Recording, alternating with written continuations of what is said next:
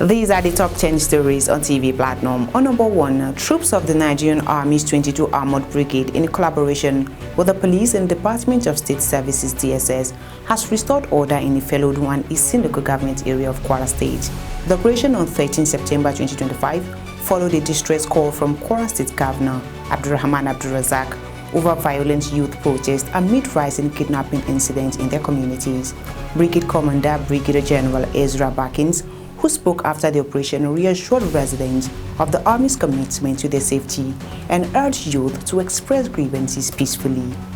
Some protest ringleaders were arrested and handed over to the Kwara State Police Command for investigation. On number 2, Justice Musa Liman of the Federal High Court in Abuja on Monday has referred back to the Chief Judge a motion filed by the leader of the indigenous people of Biafra, Nnamdi Kanu, seeking reassignment. According to the news agency of Nigeria, NAN, Kanu's ex-party motion requested an order transferring him to Abuja National Hospital for urgent medical attention. In a brief ruling, Justice Liman directed that the case filed be returned to the Chief Judge following an application by Kanu's counsel Uche Nanjoku-san, noting that the court's annual vacation ends on Monday. However, the Department of State Services lawyer, Chief Adegboyegawo Molo-san, did not oppose the application. On number 3, the All Progressives Congress APC has dismissed former Governor of Osun State, Rauf Aregbesol's claim that the African Democratic Congress would defeat President Bola Tinubu in the 2027 general elections.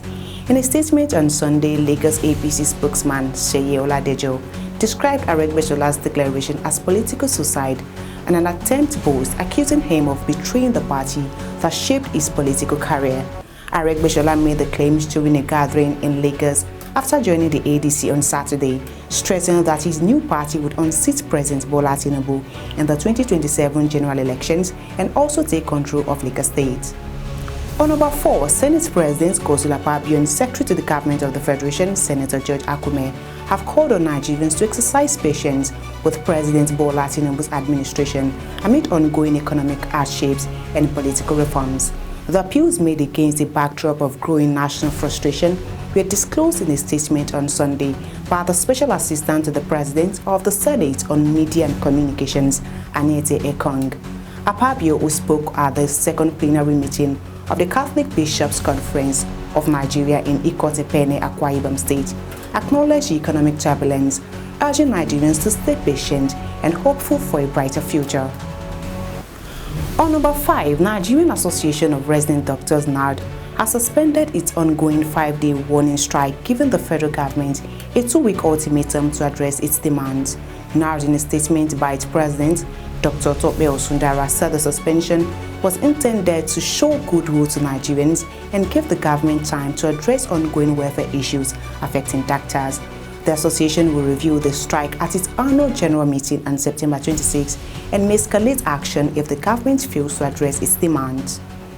On number 6, the Nigerian Army has commended the people of Bomadi local government area in Delta State for their collaboration and support in the rescue of a senior military officer abducted by gunmen on September 8.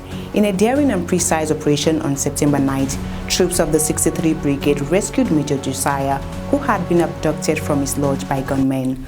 The commendation came in a statement issued on Sunday by the Assistant Director of Army Public Relations, 63 Brigade, Captain Liasu Rijau. According to the statement, Commander of the 63 Brigade, Brigadier General Shoni Bari, described the rescue as a sign of growing trust between the Nigerian Army and local communities. He also praised the troops' bravery and highlighted the Army's ability to respond decisively to security threats.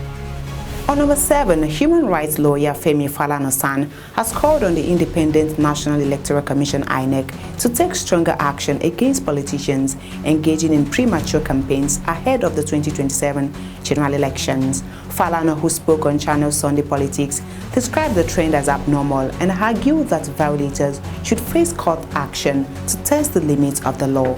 He stressed that INEC has the constitutional authority to take decisive action by prosecuting offenders in court. On number 8, the Committee of Pro-Chancellors of State-Owned Universities (COPSUN) has called on the federal government to act swiftly to avert another strike in the nation's universities.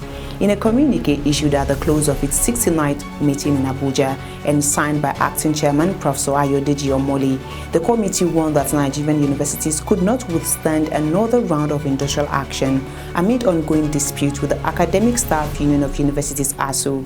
COPSUN urged the government to boost education funding and involve its representatives in resolving university union disputes. On number 9, Association of Resident Doctors in the Federal Capital Territory Administration (FCTA) has commenced an indefinite strike. The development was disclosed in a communique signed by the association's president, Dr. George Ebong, and the General Secretary, Dr. Agbo Afiong, on Monday.